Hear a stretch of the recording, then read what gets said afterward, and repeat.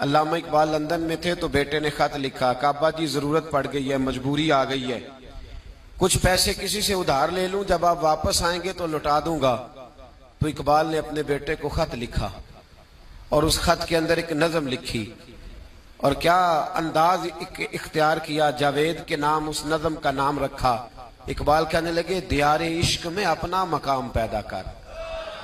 अब्बे के सहारे जीना अब छोड़ दे, अब वालिद को बैसाखी बना के आगे बढ़ना छोड़ दे, दियारे इश्क में अपना मकाम पैदा कर, नया जमाना नए सुबह शाम पैदा कर,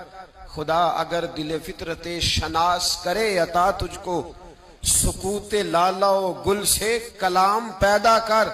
और मेरा तरीक अमीरी नहीं फकीरी है, मेरा तरीक अमीरी नहीं फकीरी है, खुदी न बेच गरीबी में नाम पैदा कर।